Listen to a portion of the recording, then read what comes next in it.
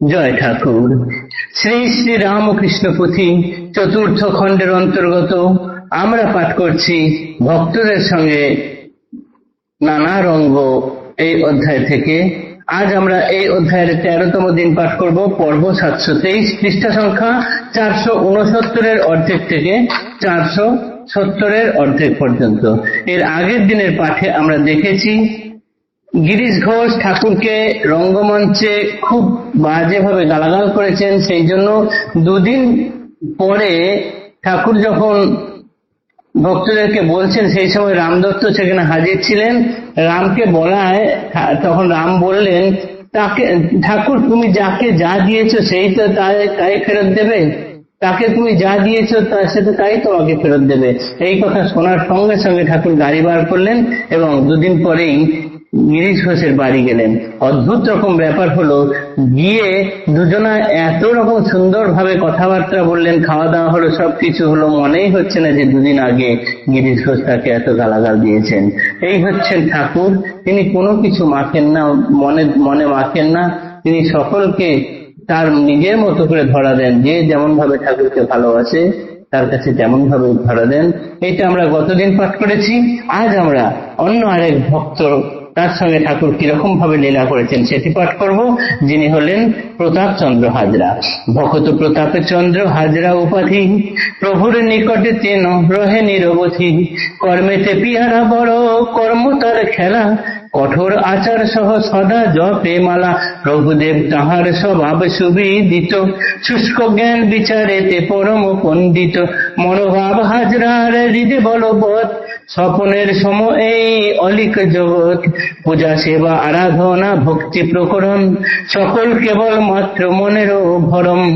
আমি নিজে সেই বস্তু নিজেরই উপাস্য, স্বরূপ চিন্তাই মাত্র একক উদ্দেশ্য। প্রিয় পাত্র শ্রী প্রভুর মহাভাগ্যধর, লীলার সহায় তেহ নিত্য সহচর। কতই হইল খেলা হাজরার সনে, পুতচিত সুনিশ্চিত ভারতী শ্রবণে। হাজরা প্রতাপ চন্দ্র ভক্তির বিরোধী, সেই সে করণে তাঁয় প্রভু গুণনিধি। রঙ্গ প্রিয় রঙ্গ হেতু সবিনয়ে কন, পরিবারে কিছু কাল চরণ সেবন। এড়াইতে নারে বাক্য অনন্য উপায়, রোগীতে ঔষধ যেন অনিচ্ছায় খায়। সেই মতো সেবে পদ অন্তরে অরুচি, ক্ষণে ক্ষণে করে মনে ছেড়ে দিলে বাঁচি। ঊর্ধ্বগতি রাতি ক্রমে হয় অগ্রসর, হাজরা প্রভুর কাছে মাগে অবসর। প্রভু কোন কোথা যাবে কি করিবে গিয়া, ধীরে ধীরে দেহ পায় হাত বুলাইয়া। বিবিধ প্রসঙ্গ তার তুষ্টির কারণ, তাহাতে আদতে নাই হাজরার মন। এই মতে রাতি যবে অবসান প্রায়, তখন ছাড়িয়া তারে দিলা প্রভুরায়। পুনরায় পরদিনে মধ্যাহ্নের পর, ডাকেন সেবিতে পদে লীলারও ঈশ্বর। আহারান্তে কিছুকাল আরাম অভ্যাস, সম্ভোগে হাজরা নাহি পায় অবকাশ। এই মতো দিন দিন কিছুদিন যায়, বিরক্ত হাজরা বড় হইল তাহায়। একদিন আহার করিয়া সমাপন, সঙ্গোপন স্থানে গিয়া করিল শয়ন। রঙ্গপ্রিয় প্রভুদেব করিয়া সন্ধান, ধরিয়া শ্রীহস্তে হুঁকা ধীরে ধীরে যান। ডাকাডাকি কত তাই নাহি দেয় সারা, কপটে নিদ্রার বেশে বস্ত্রে মুখ মোড়া। তবে প্রভু সুবাসিত তামাকের ধূম, নাকের নিকটে দেয় ভাঙাইতে ঘুম। সুন্দর রঙের খেলা ভক্ত ভগবানে, ভক্তির ভান্ডার কথা শুনে ভাগ্যবানে। তখন মুখের বাস করি উন্মোচন, হাজরা হাসিতে থাকে তুষ্ট রুষ্ট মন। কলিকাশ্রী প্রভুদেব দিয়া তার করে, ধরিয়া আনিলা তবে নিজের মন্দিরে। খাটের উপরে পরে বসাইয়া তাই, পূর্ববৎ নিয়োজিলা চরণ সেবায়। অতঃপর শ্রী প্রভুর কি হইল মন, হাজরায় নহে আজ্ঞা সেবিতে চরণ। সেই মহাকার্যে রত রহে রেতে দিনে, রাখাল হরিশ লাট্টু ভক্ত 3 জনে। হাজরার নাম গন্ধ নাহি তথা আর, নরলীলা ঈশ্বরের বড়ই মজার।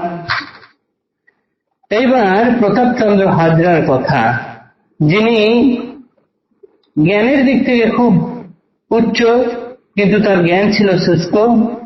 তিনি নিজে সর্বদাই তার জ্ঞানকে বড় বলে মনে করতেন।